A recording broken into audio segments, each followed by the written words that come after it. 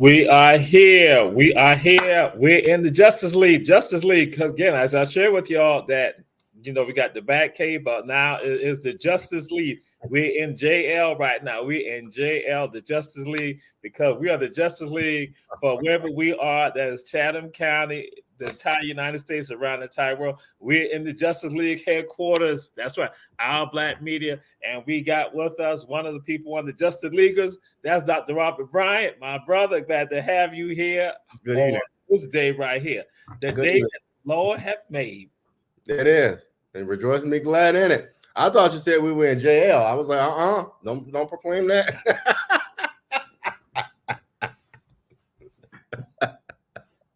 But go ahead. It's Justice League, but it could be. I know. It could be Jenkins Land, though. It could be Jenkins Land. Jenkins Land. Again, this is where all the heroes and sheroes come from.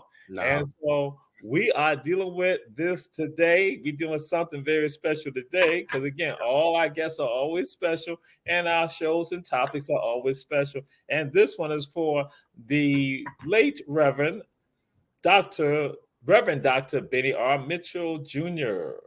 from Oakville, South Carolina, and Savannah, Georgia. This gentleman has had an impact, and what we're going to do, let y'all know, we're going to be focusing on some other people also that, though physically not here, they had an impact on this area, and their legacy still lives with us, and we are here.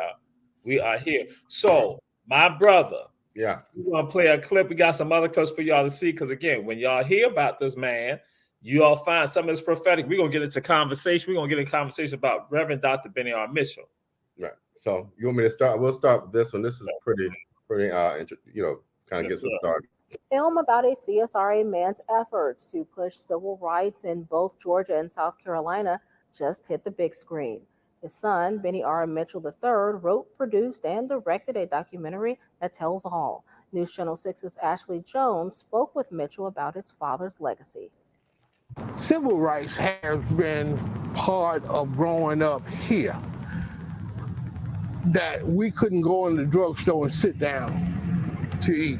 Genovis Gallus Mitchell remembers his brother making an impact on the community of Edgefield at the age of 15. He made it known that this is not right. And it's still, when it happened, and I think he took a stand toward that. But he was a young man then. His brother says after finishing college, Reverend Mitchell continued his activism out in Savannah, Georgia, spending nearly 40 years of his life making a difference. Parts of those moments captured by his son, Bennie R. Mitchell III, at just 12 years old. The very film, during the opening credits, there's a shot of like Coretta Scott King and my father at the Capitol when they started to sign the holiday into existence. That was me, and you could tell by the elevated angle. Mitchell calls the film a divine assignment. The documentary took more than a decade for him to put together, 2.5 of those years spent pulling together footage of his father's speaking engagements. So I had to gather all of these things, which were already gathered. My father kept his own library. Then he began writing his father's story, one that Mitchell felt was important for people to know. It's important for other people to watch this, especially the youth, to see this, because they will be shoved with the same leaders. Not saying that, not taking anything away from it, but there were more than one leader that led the movement or led the direction or the people towards the movement.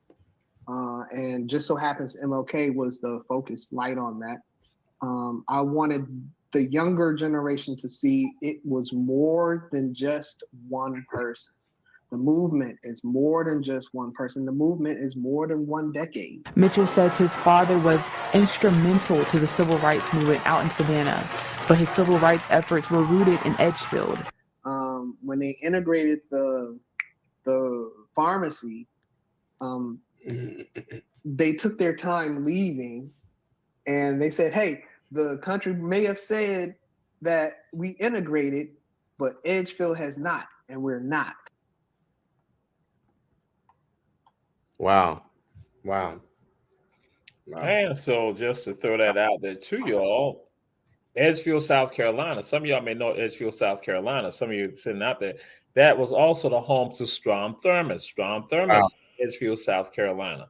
And so now we're going to get into this right here. So Reverend Dr. Bennie R. Mitchell comes from Edgefield, South Carolina. And there's some things going on in Edgefield that's important to our culture and history. There's someone else there in Edgefield, South Carolina, Dave DeParter, that when you look at these potteries that you see that y'all might discard, throw away, Dave DeParter was an African artist, artisan from Edgefield, South Carolina. And they had also other artisans there called the Edgefield Pottery that they had on the pottery. They had African symbols on the pottery. This is 1800, so Edgefield is important for that. But then also, now I know y'all want to get into the scuttlebutt with regards to Strom Thurmond. Strom Thurmond, people going to say, you know, he had a black daughter and she attended South Carolina State University. Yeah. Well, I was pausing. It was dramatic pause. It was dramatic pause. I was doing this. He had other children too. He had. So what the situation was, this particular black family made him live up to the obligation, but Strom Thurmond had other black children too. And those people are not recognized and it's not been out there. Because again, this particular family made sure that this particular child, that again, because he was notorious with regards to, I'm just going to put it out there, for raping African women in Edgefield, South Carolina, because they had a position that, because again, Caucasian men who were wealthy still felt like they had a privilege to do that. That's something that went on in the South, and it happened. I'm gonna say in the South we know, but we also know stuff happened in the North, also in Midwest and out West. But then, in particular, it was a privilege that they felt, and you have cases that involve that, even in Florida. So again, so this nuance that Bennie R. Mitchell is coming out of that environment. That environment where you got culture that's right there, tied to Africa, tied to people still holding on to who they are, their humanity, but then a system of oppression, and he's right there. So my brother, go ahead. Yeah, I just want to start with this, and just to set the context. I grew up with Bennie. We grew up right there in Liberty City. Liberty City neighborhood is one of the African American neighborhoods, black neighborhoods in Savannah. Bennie lived up front, and so Bennie and I have been to school together. The son, not the dad. So the one who did the documentary, who you all saw. Now Bennie has more gray hair than I, so I got to show that shout out to him. But let's jump right into it. Why is it important? Well, Bennie, as you grow up, you lose contact. He ended up going to SCAD, and life happens. We go our different ways. Then he ended up moving out of Liberty City for a number of reasons. But we reconnected. One thing about me, and those who know me, if I'm connected with you and I believe in you and we have a spiritual connection and you doing the right stuff or not doing the right stuff, if we good, we good. But long story short, so we reconnected. Watch this now. Watch this terrain. I'm in Virginia. I was working in Virginia, and I see this commercial come across, I think, my Facebook. And I was like, what Bennie out here doing films? I'm talking about big time stuff. So he was going around the country screening it. And he was screening it in Maryland. So I drove up to Maryland to check him out. It's my boy. I'm going to go check him out. So I went to Maryland, watched the screening. I'm talking about powerful. So why is this important? I'm a person, and by the way, it's ironic I'm in South Carolina right now. But so I'm a person who enjoys social justice. And that's the theme, social justice. Reverend Dr. Mitchell was a person ahead of his time. But the one thing I enjoyed about him was that he was not afraid to stand alone. We'll get more into that. But I can remember, asking Mom, can I go play with Bennie? Walking to the front of Liberty City, about 3, 4, 5 blocks. And I remember Reverend Mitchell, and I'm talking about intimidating as a child, right? You're a 10, 12-year-old child, an intimidating force. But I look at him now and look at some of the clips that Bennie posted. I'm talking about just a gentle giant. So just want to start with that. And I'm honored that Bennie asked me to be in his place. Bennie now works in, out of the country, doing some things. So, I'm just glad that he asked me to kind of step in while he's, not able to kind of join us tonight. Yes, and so that's what happened. We wanted Bennie R. Mitchell III to be with us, but he said, no, somebody else can go and do it. Somebody else, he said Bobby could do it. Bobby Bryant could do it. That's how you know he knows me. I hate that doggone name.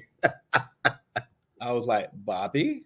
Right. Y'all don't know me as that. So I just had to go, I said Windsor Forest, Windsor Forest, Liberty City. I was like, Bobby? I was like, so I said, I put 2 and 2 together because we Warriors do put 2 and 2 together and we come up with 5. So I made it. I know he was talking about Dr. Robert Bryant. And so that he said that is somebody who could be on the show and talk about this because I wanted us to get and have this conversation about Reverend Dr. Bennie R. Mitchell and the impact that he had here in this community right here. And so some of y'all just on about, say, approximately 35 days ago, 36 days ago. Excuse me, no, let me back up. No, not that. About 25 days ago or so that you all were celebrating the life of Dr. King. Savannah had the second largest King celebration in the world at one time.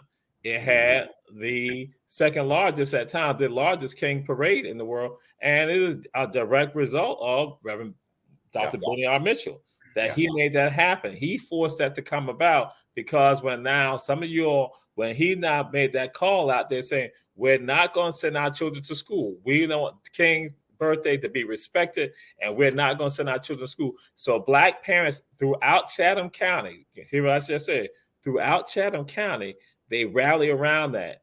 That is a powerful statement saying for me as a young person, seeing that Black people are now standing up and pulling together on something and then having an impact. And then they had to go and respect that. Savannah, Georgia leading the way with regards to that. Yeah. One of the things, and I think we'll play a clip on the documentary. One of the things he said in the documentary that really resonated about leaders. But I'm going to get to that in a minute. But let me speak to the MLK thing. You know, a lot of people, well, there was a good number of Black folk in Savannah that had a problem with that. And we see this still today where, you know, we know what's right. We know we need to take a stand. But this thing of dignity and decorum was a poison that we were using even back then. We don't want to shake the apple tree, Bennie. We don't want to shake the apple tree, Reverend Mitchell. Let's be nice. You know, they gave us this. Let's be nice. No. The problem we have even today is as a community being able to say, we deserve what we deserve and we're going to take it. Are you going to give it to us? Right. And so I don't remember all of the back and forth with that, but even if we look at MLK Street, people are so docile and wanted this dignity and decorum, but had it not been for him standing up and not being afraid, where would we be now? Where would we be? So I want to step into this real quick. He talks about in that documentary, you know, leaders are leaders, but then you have elected leaders, meaning we select you to work for us, right? And so we look at city council now in Savannah and around the world. You work for us, but now we have elected leaders that are working for developers. So where do we go wrong? So there's a lot of stuff that if we look to his example as a community, we should not be talking about dignity and decorum. We should be talking about taking and owning what's ours. Absolutely. Sister Deidre Murray, glad to have you joining us. And Reverend Betty Jones, because she has some work she's doing. So again, appreciate all of y'all. We said that all of you share. And what we're going to do right now, we're going to go to a commercial. We're going to come back and we're going to look at a clip of a video, a documentary tied to Reverend Dr. Bennie R. Mitchell. So Mr. Producer, we'll go to our Hi, I'm Katie Brewington and I'm running for Magistrate Court Judge. Magistrate Court is often called the People's Court because people represent themselves or are pro se litigants. Magistrate Court handles civil claims up to $15,000, dispossessory proceedings, pre-warrant applications, and good behavior bonds. I'm a great candidate for judge because I have the experience, compassion, and drive to get the job done. I have been a probation officer, a criminal defense attorney, a solicitor, and a municipal court judge, and I will take all of that experience to get the job done. So remember, vote Katie Brewington, May 21st, for Magistrate. Boy, real shout out. I like Katie. Katie was at, I think Katie was at a meeting Monday night, and she got an eye full of some real entertainment. But just a shout out to Katie. They got to do. See, now some other people get upset that you bringing up some things like that, but see, Ron, tell that we don't sweat that. We roll with it. We don't roll. We just he brought that up, but you see how I ain't get upset. Y'all see, we roll with it because again, some things. That's what the mess. Right. So I'm just saying. So hey, why sweat it? That's what we don't do that. And so we're going to go to this right here. We are going to go to something that I think is relevant and important when we talk about the legacy of this man we know is Reverend Dr. Bennie R. Mitchell, and we get age in some conversation about this. Let me introduce you to Reverend Dr. Bennie R. Mitchell Jr., a graduate of Benedict College, passionate pastor and figurehead for Black community in Savannah, Georgia, a man of musical talent, and a friend to the likes of Jesse Jackson, Al Sharpton, and who wasn't afraid to speak for his community. We want something else besides labor. Our children got to be educated.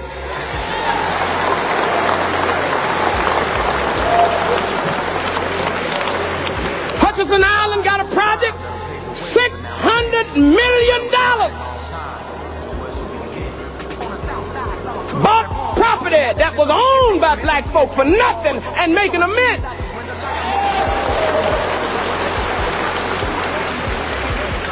We're not getting any of it. Women are not getting no contracts of this money. Blacks are not getting any. Somebody getting it. Somebody getting it. Same thing going on now. Go ahead. it is so much that's packed inside there that you all hear Reverend Bennie R. Mitchell go and discuss that it's not just about labor for us. It's not just about labor. It's about education. He throws that out there. Then he goes and say, at the time, we were going to say that was probably the largest economic project in Chatham County at one point. But then now we have the Enmark Arena. People are going to say that that's the largest economic impact in the history of Chatham County, the city of Savannah. So we see that. We have that right there. And so, again, like he's speaking out against it and addressing it with regards to African Americans not getting anything that he's saying. He's publicly saying this right here. And then also throwing in women with regards to saying women are not receiving and say that somebody's getting the money and not being afraid to address it. And so that's why I'm going to say he was prophetic with regards to that, what we're looking at right now in 2024.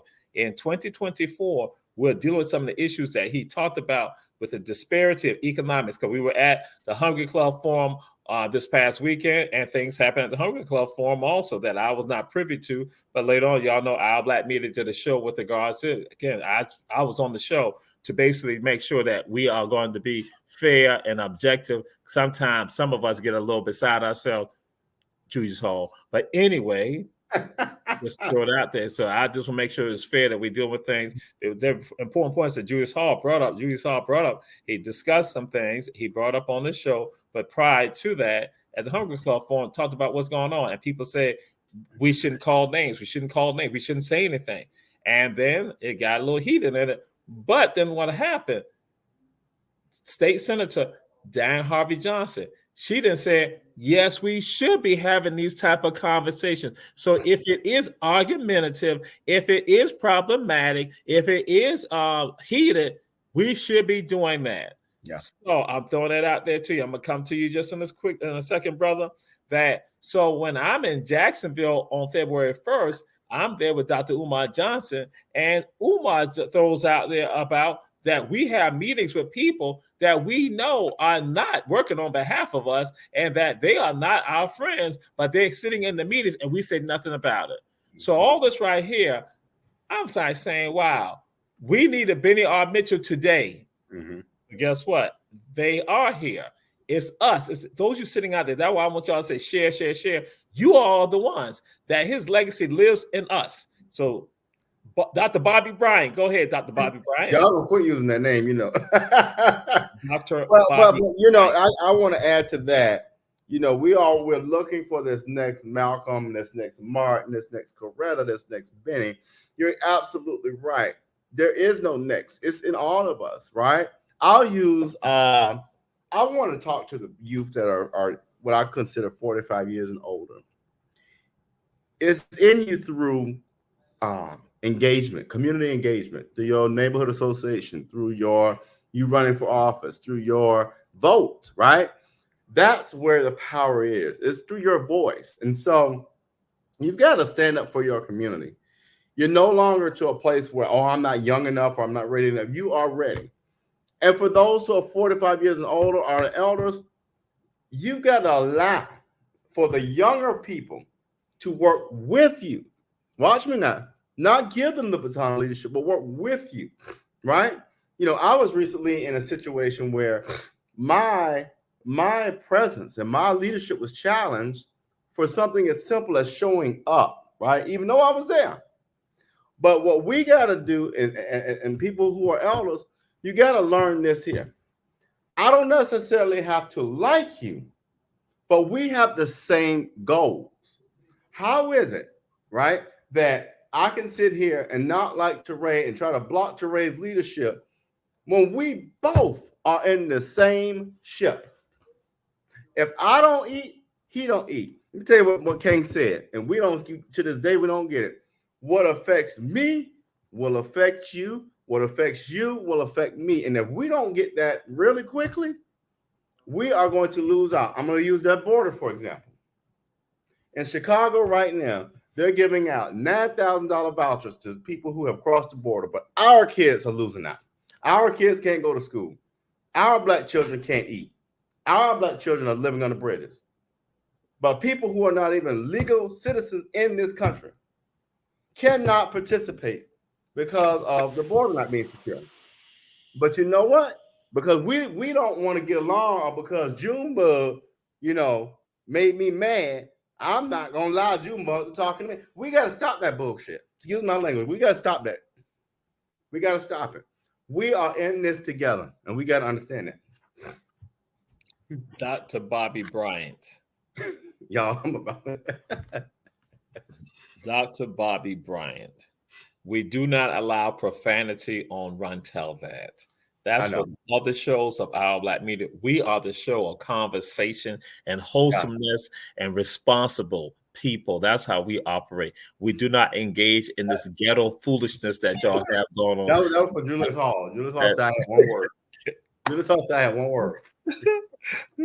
and you're correct. And so and I share folks, I say when you listen and that piece that Bennie Jr., Bennie the Third, put out there, I mean, that is so powerful and so poignant that you hear him talking and his words still affecting us today with regard to what we need to do. And we have to assess leadership. And that's what I'm saying. We're not coming at people because we dislike them. We're saying, no, when you are a leader, there's some things that you're supposed to be doing for the least and the left out. That's what goes on. That's what you're supposed to do. Health, safety, general welfare, that's what our elected officials are supposed to do. If you are a minister, that's what you're supposed to be doing. But then we find, and I have to go and throw it out there, and some ministers may get offended, get bothered with that. But if you get bothered with it, then guess what? That means that, again, it's not about you anymore. It's not about God's word anymore. It's about you. It's about you and your ego. And we need to check that. We need to look at that. We need to assess that. So here go Bennie standing out there and speaking out. Do we see the legacy of Bennie still carried out with regards to the black church here in Chatham County? Do we see that? There's sprinkling of some. There are those sprinkling of some of those who are out there. But I'm like saying, do we see the masses of them really doing that? Because it's even worse now.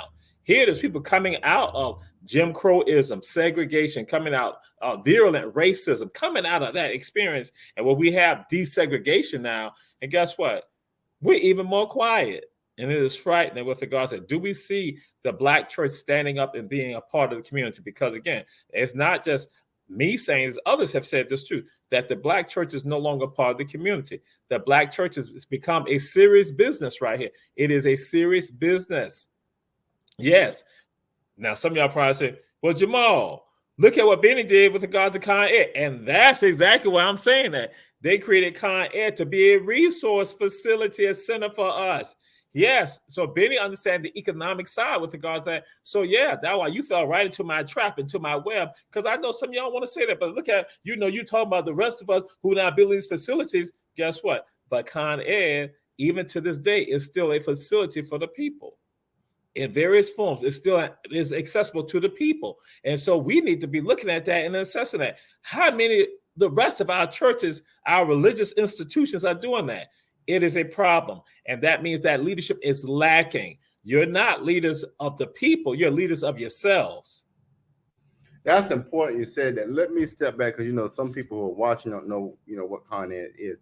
I'll never forget, because this the beauty of conversation is now that you learn and you learn about these things. The man was brilliant, right? Connors Temple Baptist Church in Savannah sits on a corner, right? And so there's 4 corners, and Reverend Mitchell's vision was we're gonna own these 4 corners because there was an economic piece to it, but there was also a community piece to it. So he understood how economic and community connected. And by the way, right behind the church was a housing authority facility. And I'm from Savannah, y'all. It's so sad. My daddy was a postman. I don't know streets well, and I don't know the name of all the housing authority locations. I just show up. That's weird how I'm built. But anyway, so right behind you had that going on. The only reason we couldn't get that one corner because KFC wasn't going, but he ended up getting the space right across the street, and he ended up getting an old building that was about to fall apart and named it the Con Ed building, right? I call it the Continuing Ed building. A lot of people have different names for it, but it's important because now we have a Black restaurant there. We have office space there, nonprofit kind of setup there, economic driver, right? So instead of selling, as we like to do, we now have 3 corners where we own for our people, right? What disappoints me, and I'm about to call somebody out, and y'all gonna get mad. My great aunt was a member of Connors Temple's church. The one thing that I had respect for pastors back then, and especially for Reverend Mitchell, was let's talk about politics, and I'm going there. He single-handedly got Susan Weiner elected. He held people accountable. Now, unlike Reverend Sills, he didn't get into a debate and play sides with the mayor. He didn't play that game. But he went down to Recycus and he said, Recycus, these are the things we want for our Black community. You either going to get it done or you not.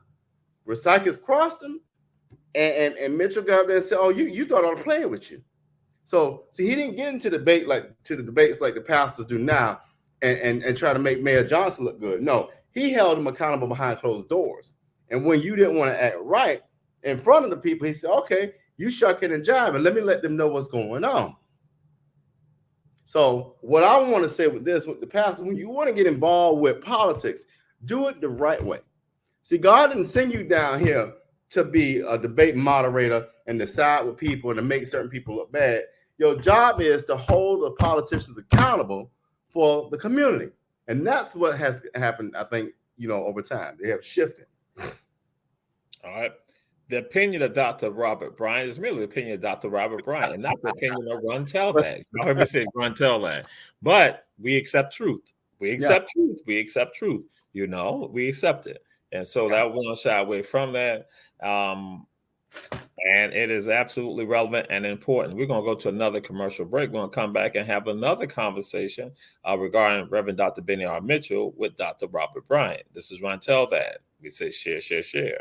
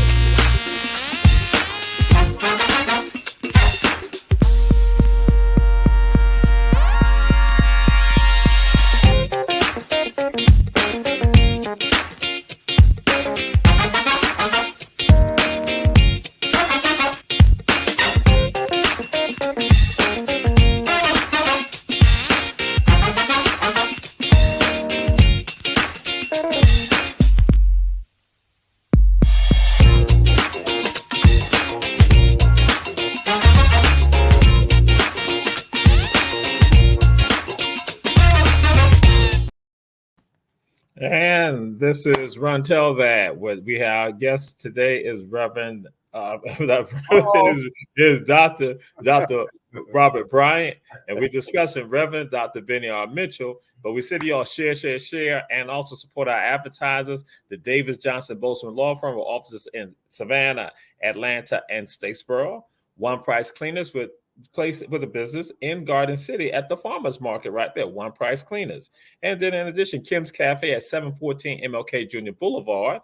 And again, go and get some wonderful food to Nam and Gullah means to eat. But then also we got Shepherd's Food and Gas on Styles and Gwinnett Streets here in Savannah, Georgia. And also, I don't think we got one of our advertisers. When I want our advertisers, that is Julius Hall.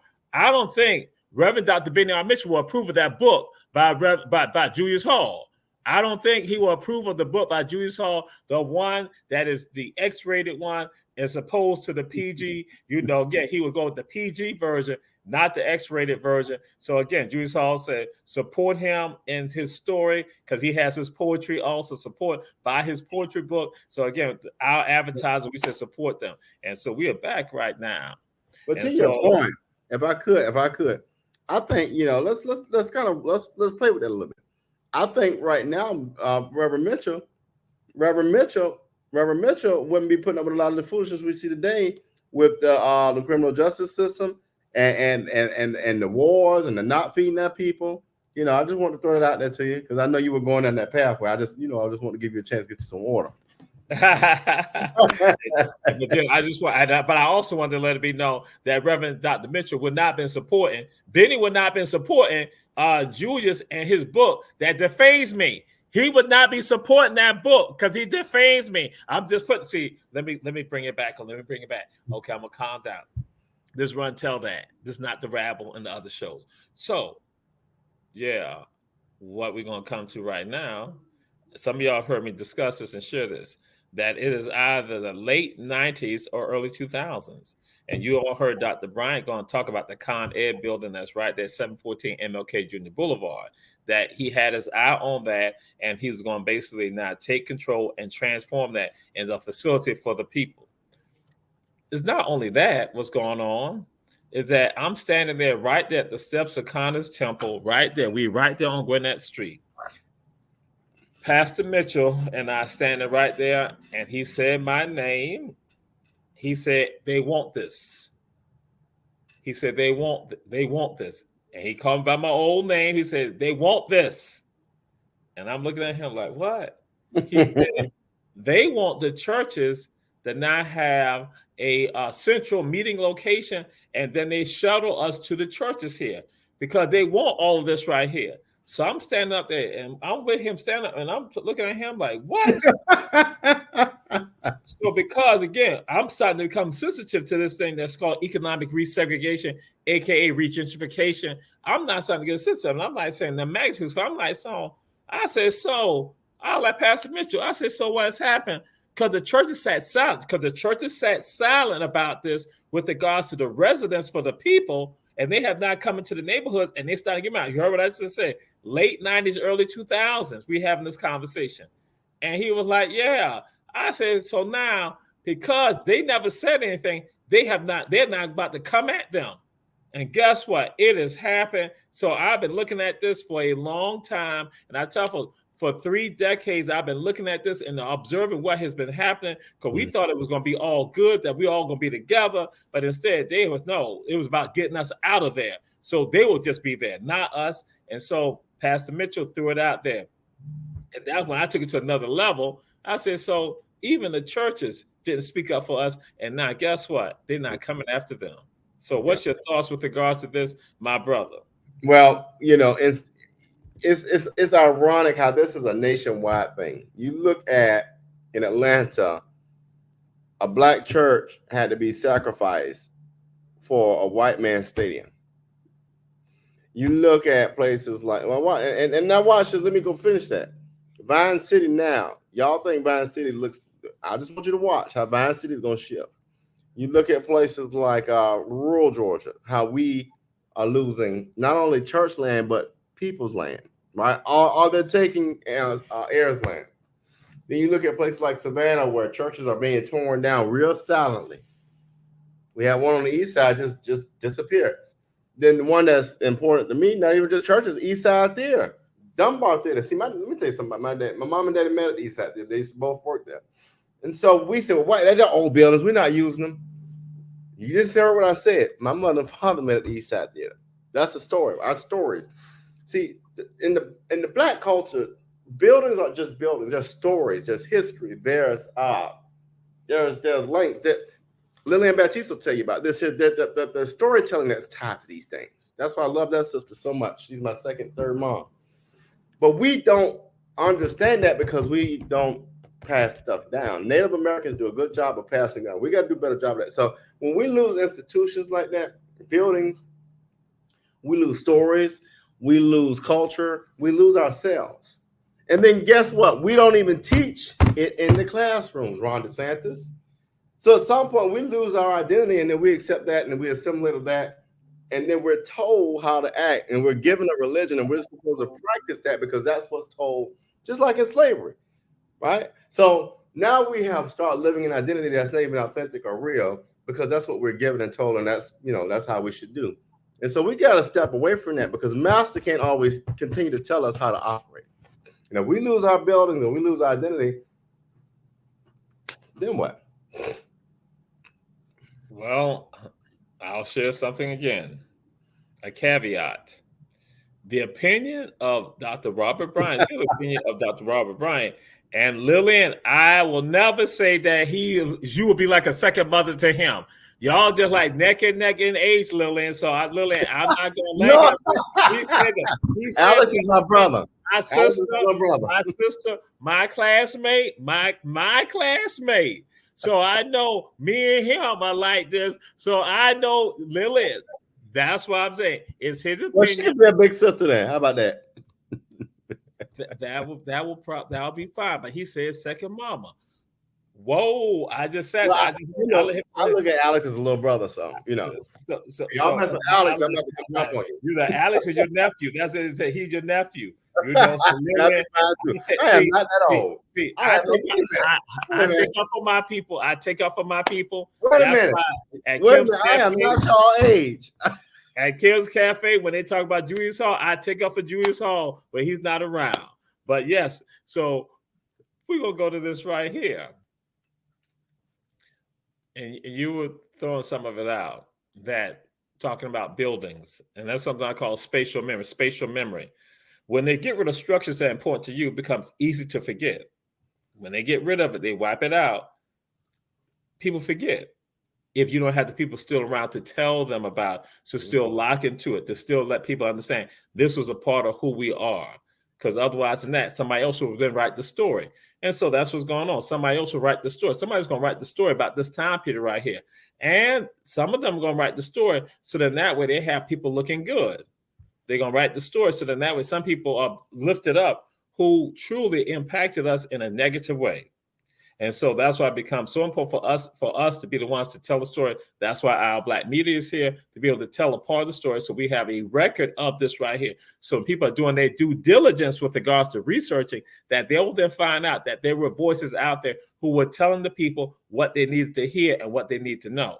And so that's why all this is being done. That's why we're saying, hey, we need to hail up Reverend Dr. Mitchell, Pastor Mitchell, because again, he was somebody that stood out. And then also, just to throw it out there to you, and again, we know, some of y'all know that there were vicious lies that were said about him, vicious lies about him and others, and people bought into it. And so it was to scandalize what he was doing, and that people not realizing that what the deal was, here was this Black man who was standing up and speaking out for the masses of the people, who was going against the power structure. And he had the power with him because he had the people with him. Or he had an arsenal of people who were willing to still go forward, who were not willing to just fight for one day. They were fighting for the rest of the battle. They were fighting for the ultimate victory in the war. So you got people who now got to try to besmirch his character, besmirch his name. And some people are going to try to talk about that and not realize it. But here was a man who was fighting for you when the other people who were engaging in the lies and the contempt, they were not looking out for you. They were looking out for themselves. And even to this day, you don't hear his name mentioned when you talk about the Pantheon heroes here in Savannah, Georgia, and Chatham County, Georgia. Well, and to your point, Dr. Terrain, you and I were at, I forgot what event it was. And let me step back. One thing about me, I'm not going to be disrespectful.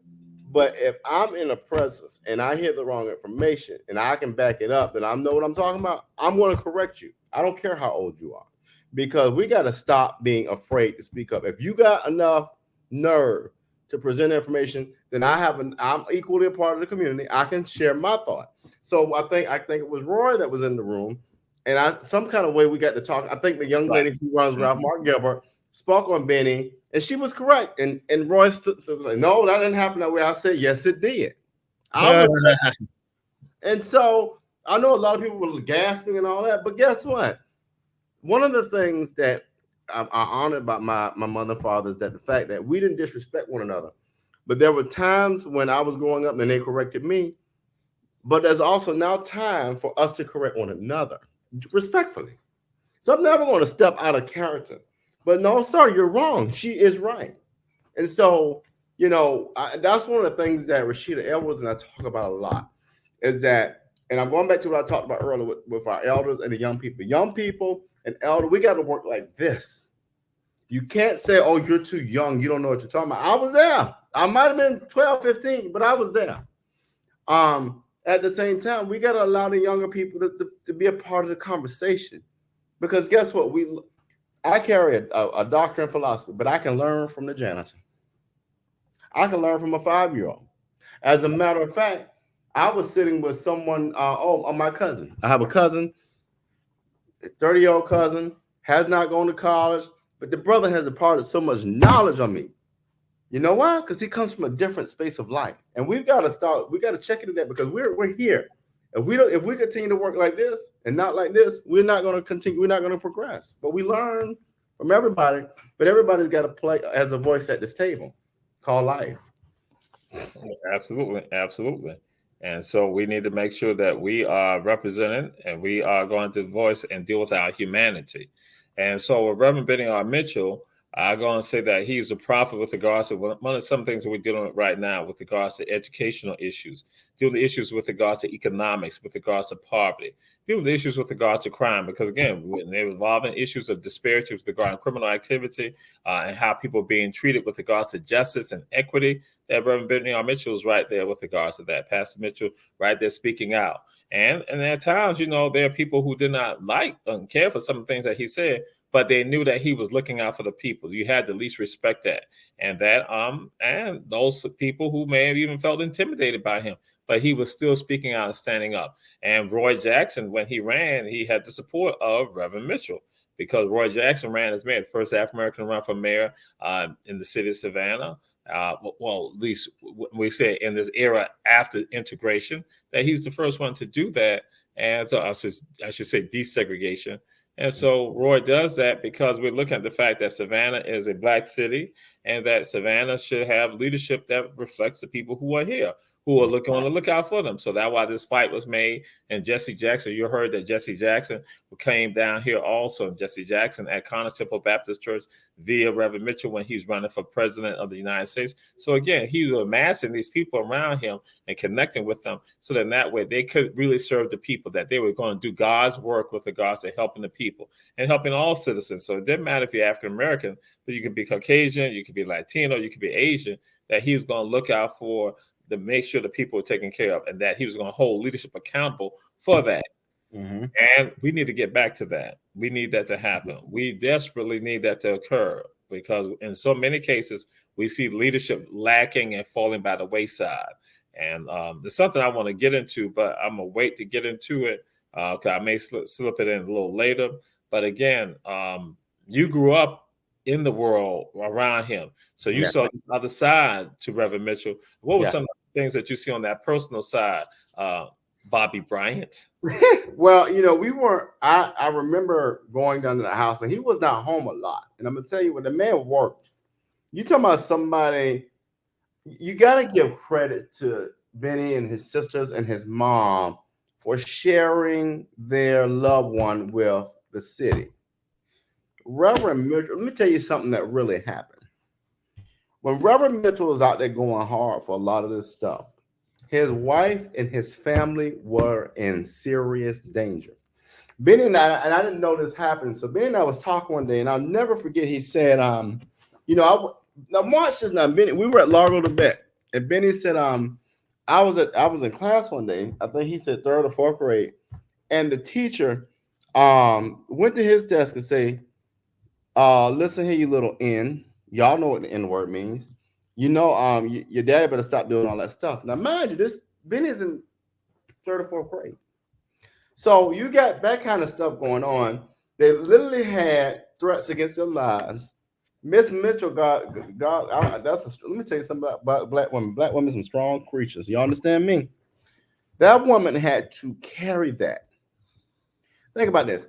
Her husband's out here fighting for us. She don't know if he coming home or not. You got Robbie Robinson, not Robbie. Yeah. Robbie Robinson. Yeah, who was killed in a pipe bomb. She's around here, got children out here.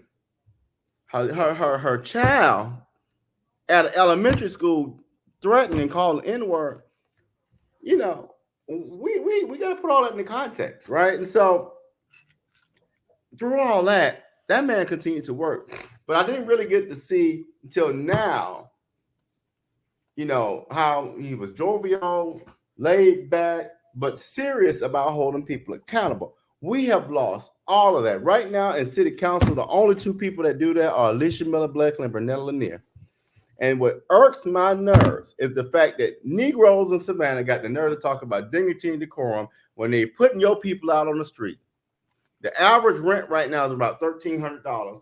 Your folk ain't eating. Your folk can't really get a decent living wage, but we talking about some dignity and decorum. So what is it that we want? Do we want justice, as Reverend Mitchell would say, or do we want dignity and decorum? Because dignity and decorum ain't gonna get you nothing but a pat on the back and a slice of cheese. That ain't enough for me. All right. And so we come to this regarding Pastor Mitchell, that we see what is called economic resegregation, and people think you threw it out there with regards to just residential. It's not just residential, it's also commercial. And so that's what began to happen. That again, he's looking at it from a standpoint of not just with regards to the residential impact that was happening to our people, but then also the commercial. That's why that part of West Broad Street, now called MLK Jr. Boulevard, he made sure to have an imprint and put a foothold right there for the economic benefit of the people, for the community, that the people still had something, because we began to see gradually the decline and the loss of Black business along West Broad Street from the river down to Gwinnett. And as it stands today, the first Black business that you come to on MLK Jr. Boulevard, formerly known as West Broad Street, is when you get to Diaspora Marketplace on MLK Jr. Boulevard. And that's gone into the 500 block. So again, from the river on, and so Bennie R. Mitchell, when he now has the Con Ed building coming into being, that again, it's a way to help stem the tide with regards to that, because he saw the issues and the problems, but now to go give a shout out. And so he was able to lead his congregation in that direction, so that way some of them supported and made moves with regards to that. So again, can just happen based on him and his family. They all supported his vision, and we are indebted to them. I just say this right now, we are indebted to the members of Connors Temple, those old guards, those old soldiers who are right there with him with regards to this, and to his family, so that way we can have some semblance of progress here. And that again, the words that he spoke were prophetic words. And we are here honoring Reverend Dr. Bennie R. Mitchell, who's from Edgefield, South Carolina. But then his fight for human rights, because I'm going to say it's not just about civil rights, it's about human rights, and that he was immersed in that and helped some of us to understand what we need to be doing, and that his legacy still continues today. And so, Dr. Brian, what do you foresee for Black leadership here in the city of Savannah, or in Chatham County in particular? What do you foresee with regards to that? Excuse me, let me say this right here. Let me. I'm gonna back up. How should Black leadership function here in the city of Savannah and in Chatham County for the betterment of all people? Well, one, we gotta have folk who get out of the pockets of people that don't look like them. I understand that you want to make millions by being pat on the back by the oppressor. That's on you, but you're deplorable at that point. You know, at the point where Evans Contractors is guiding how you operate and guiding your vote and making you a puppet, you have lost. the battle. You have become nothing to me. And so if you're holding the seat of alderman, city council, county commission, whatever that role may be, you are indebted to this community. Now, I'm not saying you got to just do stuff for Black communities, but that needs to be at the top 3 of your priorities. And it doesn't mean selling out your communities to scam. It doesn't mean selling out your communities to developers. It means telling the truth. It means making sure that while you over here giving liquor licenses to Aldi, that the Crew Lounge should be able to get theirs. It means that when you are making sure that white developers are getting pieces of these pies, that we equally give contracts to Black developers. We have lost all sight of that. But it also means that when you do wrong, you can't get mad at me for calling you out. It means that when you know you are violating the law, take consequences when you get called out. See, right now we have behind the closed door, we got the closed door deals, and y'all are making plans for the next person who will do this, but you don't want to put the right people in place. And then who loses out? Our people. Our people are displaced. Our communities are going. We right now, and I'm going to use the city of Savannah as an example, we are right now threatened to lose Carver Village. And it was a video somebody posted a week ago. Carver Village came about because a man had vision enough to spend $3,000 to buy land, and now we have a working class community. Carver Village is very much equal to Tatumville as far as look and what that meant to a community, the working class Blacks. Cloverdale and Liberty City, very similar. You have your middle class Blacks. So when you understand who you are and when you understand what your community means, you know better. But we got folk that understand that, but you will allow somebody to come from New York and tell you what to do about your people. Get yourself together, folks. Have some pride in yourself and your people. But the problem is right now, y'all want to do stuff willy-nilly, and when folk call you out on it, you want to get mad. Well, you need to be mad because you're deplorable. And so what I'm saying is this: we've got to be able to sit around the table, and that's why I love Sister Diana Howard Johnson. Let them fuss, because you need to be called out. You need to hear these words, because we have lost all our marbles when you have allowed your people to suffer so that other people who don't even look like you get to prosper. You know what? Julius, fire him. What? What? What? What? Julius Hall gonna fire you. What are you talking about? Fire him, Julius. I mean, like, all right. You know what? I got access to. Let me fix this right now. You were talking. You were having a conversation. I mean, you were having a conversation. And actually, number 6 should be number 1. Nobody can see that. No one can see it. No one. And so I'm going to share this with you. Reverend Dr. Mitchell said that the best high school was Herschel V. Jenkins High School. Now, see, you lying right now. We were sitting right there. We were sitting right there in Thomas Temple, sitting right there, because he said, Jamal, all these kids that live right here in Fraser Home, they go to Jenkins. That's where we at, right here. And on the other side over there, where the Con Ed building is, where the Kentucky Fried Chicken, all of them go to Jenkins. And these are great people right here. That's what he said. That's how he said, right? That's what he said. So I don't know why the hate still continues. Even when I have them come on the show, they still continue with the hate. Somebody put it right there. I don't know who did that. It wasn't me, but it was right there. That was what said. So we've been here on this segment of Run Tell That, honoring the legacy of Reverend Dr. Bennie R. Mitchell. And what we are screaming for in the city of Savannah, we are clamoring for, we are shouting for, we're climbing the walls for, is that we have people who stand up and continue the same legacy in the fight. Because Bennie is just still. That's how I'm looking at you right now. I mean, that's somebody from Windsor Forest. So with regards to that he is following the same line of a Dr. Ralph Mark Gilbert. Yeah, that's Dr. Gilbert's position. That's what Dr. Gilbert was about. that fall in the line of someone by the name of Reverend James Sims. That's what Reverend James Sims was about. And those of you who are Masons and Eastern Stars, you know he's the father of Eastern Stars and Masons in the state of Georgia. So and he was a fighter for the people. He's in the legacy in the same line of Bishop Henry McNeil Turner, who's from Abbeville, South Carolina. That again, you got in South Carolina, and again, the father of liberation theology. He's in that continual line of them. He's in the line of Reverend Andrew Cox Marshall, Father Marshall, who's the third pastor, historic First African Baptist Church, who's the reason why the church is right there on Montgomery Street right now, been fighting on behalf of the people. He's in the line of Father Andrew Bryan, who keeps the congregation here in North America after Father George Lyle and Mother Hannah Lyle leaves the United States and go to the Caribbean, taking again the Baptist faith with them because they're the first Baptist missionaries in the world. So he's in the line. Pastor Mitchell is in the line of those people right there, those men and women like Kate and Hagar, Samson, all the right there. So now it is time for us today to continue that line. It should not be a few of us. It should be many of us doing this right here. Yeah. Because especially when you're in leadership position, I'm talking about the leaders. We got a whole bunch of leaders. So we should have a whole bunch of leaders working on behalf of the people, not working against the people. Mm-hmm. So that's why I say his words were prophetic with regards to this. And so we got to stand up and fight for our people today. And when you fight on behalf of Black people, I share this with people. When you fight on behalf of Black people, you elevate Black people, guess what? The whole world, the whole community elevates. Yeah. Because they're the ones that have been hit the hardest when it comes down to the degradation in the society. So you uplift them, guess what? Everybody benefits from it. And you ain't got to be a genius.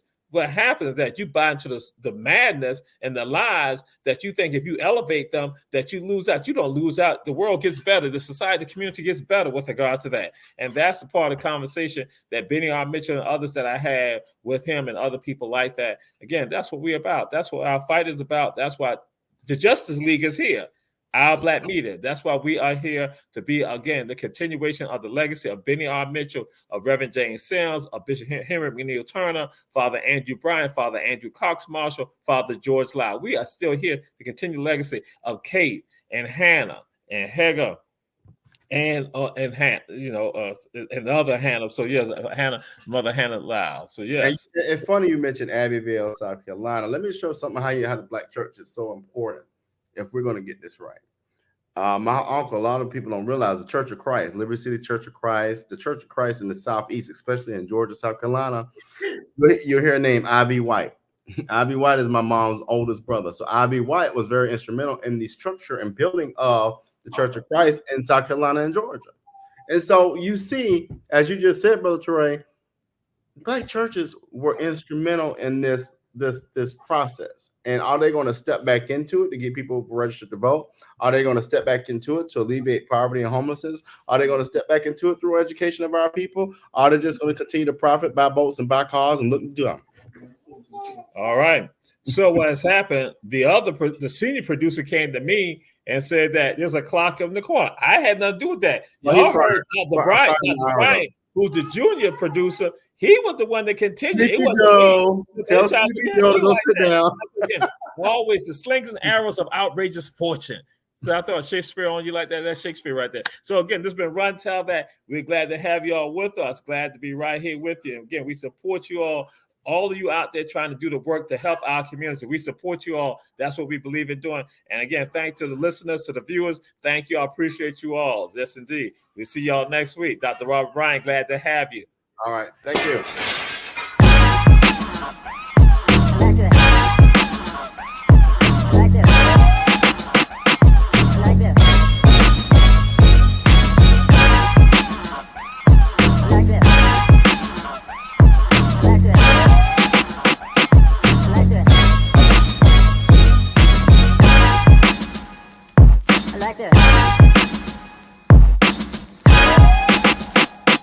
Like this.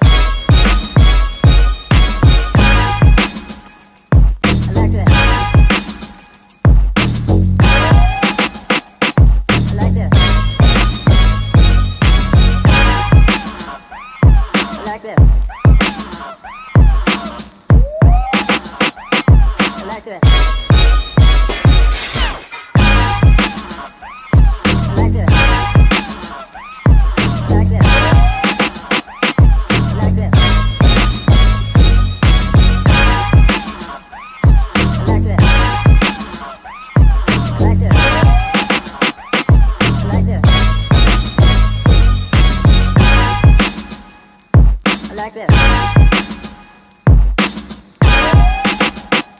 I like this.